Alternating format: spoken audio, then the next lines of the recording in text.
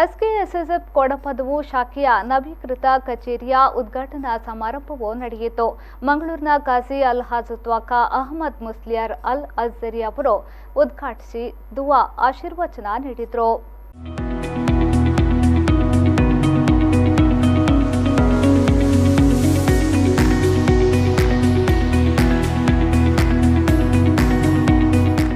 ಮಂಗಳೂರಿನ ಕಾಜಿ ಅಲ್ಹಾಜ್ ತ್ವಾಖಾ ಅಹಮದ್ ಮುಸ್ಲಿಯಾರ್ ಅವರು ಪ್ರವಾದಿಯವರ ಸಂದೇಶವನ್ನ ನೀಡಿ ಮಾತನಾಡಿ, ಪ್ರತಿಯೊಬ್ಬರು ಪ್ರವಾದಿಯವರ ಜೀವನ ಹಾಗೂ ಆದರ್ಶವನ್ನ ತಮ್ಮ ಜೀವನದಲ್ಲಿ ಅಳವಡಿಸಿಕೊಳ್ಳಬೇಕು ಎಂದು ಕರೆ ನೀಡಿದರು.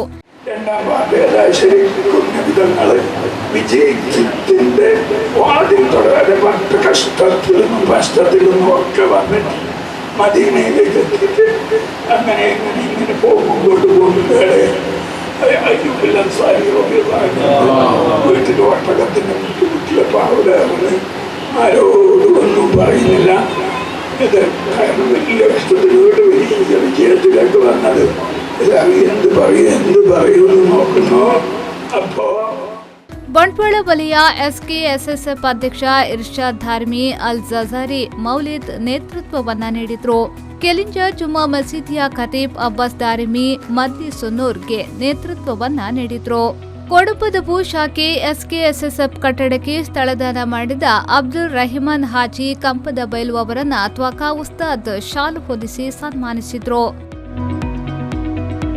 ಈ ಸಂದರ್ಭ ಸಿಎಚ್ ಇಬ್ರಾಹಿಂ ಮುಸ್ಲಿಯಾರ್, ಹಸೈನರ್ ಮುಸ್ಲಿಯಾರ್, ರಫೀಕ್ ಮುಸ್ಲಿಯಾರ್ ಕಡಂಬು, ಅಶ್ರಫ್ ಮಣಿಮಚಲು, ರಫೀಕ್ ಫೈಜಿ ಕುಕಿಲಾ, ಯೂಸುಫ್ ಹಾಜಿ ಕೋಡಪದವು, ಅಬ್ದುಲ್ ರೆಹಮಾನ್ ಹಾಜಿ ಕಂಪದ ಬೈಲು, ಅಬ್ದುಲ್ ಹಾಜಿ ಕುಕಿಲಾ, ಸಿದ್ದಿಕ್ ಸರಬು, ಕರೀಂ ಕಂಪದ ಬೈಲು, ನೌಶಾದ್ ಬೋಳಂತೂರು, ಇಲಿಯಾಸ್ ಸರಬು, ಸಿದ್ದಿಕ್ ಹನೀಫಿ ಕೊಡಪದವು, ಸಮಸ್ ಕಂಪದ ಬೈಲು, ಜಮಲ್ ಸರಬು, ಶರೀಫ್ ಕೆಲಿಂಜಾ ಮೊದಲಾದವರು ಉಪಸ್ಥಿತರಿದ್ದರು.